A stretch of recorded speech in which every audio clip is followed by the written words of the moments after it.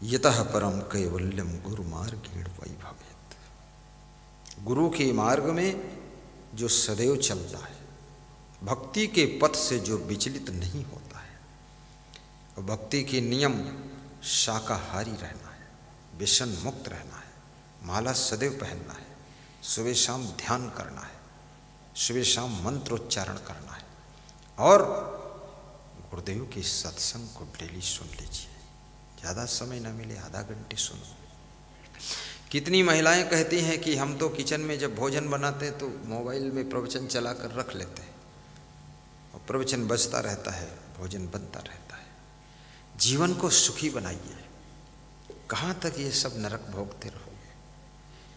घर को भी साफ सुथरा रखिए। घर की सफाई भी भक्ति का एक अंग है, और घर के सदस्यों की सेवा करना, समय पर भोजन बनाकर खिलाना और सबका ख्याल रखना, ये भी गुरु की भक्ति का एक अंग है।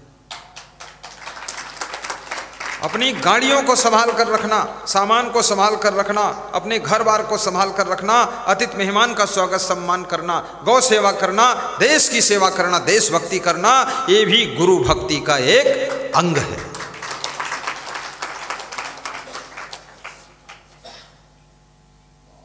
और साहेब बंदगी भी बोलना सीखो। साहेब का अर्थ होता है श्रेष्ठ, बंदगी का अर्थ होता है प्रणाम। श्रेष्ठ पुरुषों को, श्रेष्ठ आत्माओं को प्रणाम करने के लिए संत कबीर ने साहेब बंदगी की खोज किया है। साहेब बंदगी, और 3 बार साहेब बंदगी करने से 3 ताप से छुटकारा मिल जाता है। 3 बार बंदगी हरे 3 तापा, बड़ी भागी गुरु भेटे वापा। 3 ताप होते ना, दैहिक दैविक भौतिक तापा, 3 बार बंदगी ताप न व्यापा, राम राज नहीं काहुक व्यापा, 3 बार बंदगी हरे 3 तापा। 3 ताप से छुटकारा मिलेगा।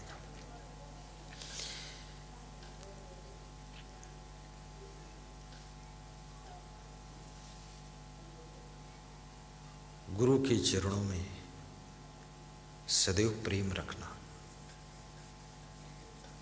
लोभ लालच भी न करना। मेहनत करो, उन्नति होगी। लालच से उन्नति नहीं होती है। कोई सोचता है कि किसी को ठगना भी मत। नहीं नहीं नहीं, ठगने से आपका मनोबल डाउन होगा, देश समाप्त हो जाएगा। और कोई तुम्हें ठगे, थोड़ा सा ठगा जाना, लेकिन ज़्यादा ठगे तो फिर उसका इलाज भी करना। वो ज़्यादा ठगाना भी मत, सावधान रहो, जाल में मत फंसो। क्योंकि संसार में राम भगवान को भी उलझाने वाले मिले थे, कृष्ण को भी उलझाने वाले मिले थे। कृष्ण को शिशुपाल जैसा व्यक्ति गालियां बकता था, भगवान कृष्ण सह लेते थे, लेकिन जब अति हो गया तो भगवान कृष्ण ने शिशुपाल को फाइनल कर दिया था। तो याद रखना, सहनशीलता भी रखो, चरम सीमा तक सह लो, लेकिन जब देखो अधर्म बहुत बढ़ रहा है तो उसका जवाब भी देना पड़ेगा। जब जब हो ही धर्म की हानि, बाढ़ असुर अधम अभिमानी, तब तब प्रभु धरि मनुज शरीरा, हरै सकल सज्जन भव पीरा।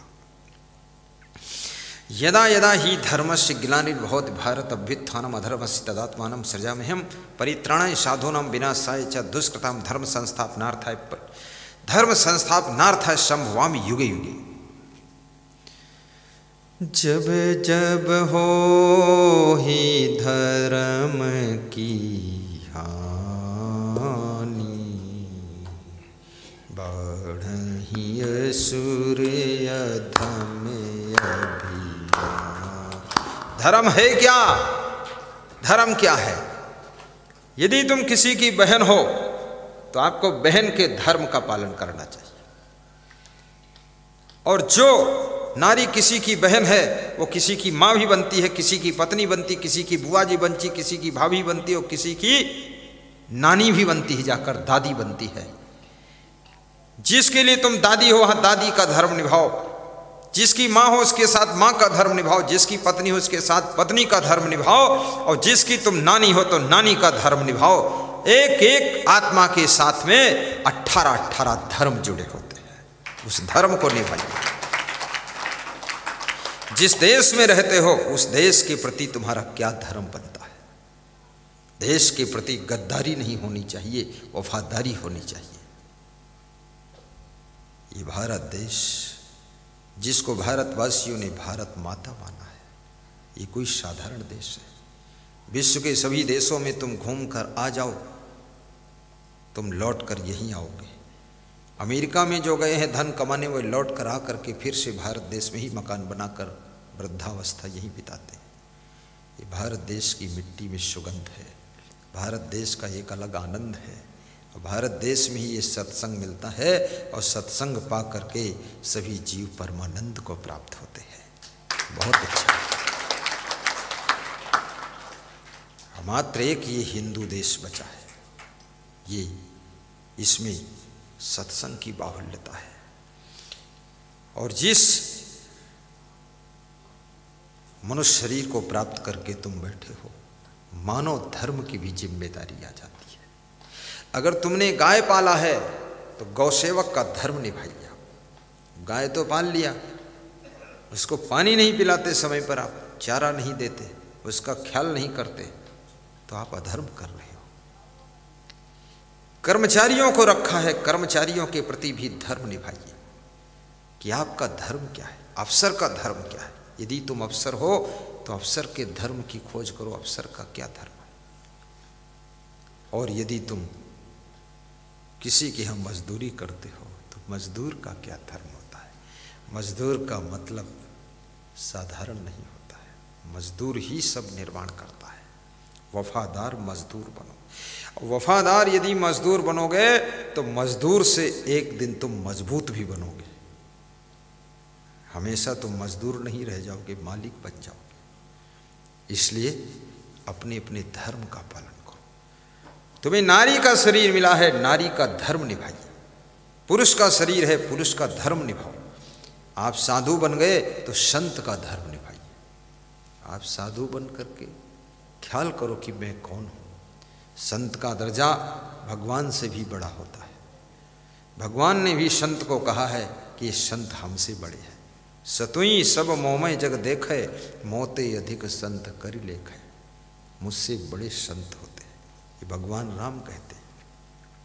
और श्री कृष्ण कहते हैं, निरपेक्षम मुनिम शांतम निर्वैरम समदर्शनम अनुवर्ज्याम्यहम् नित्यम पूयते घृण्वी।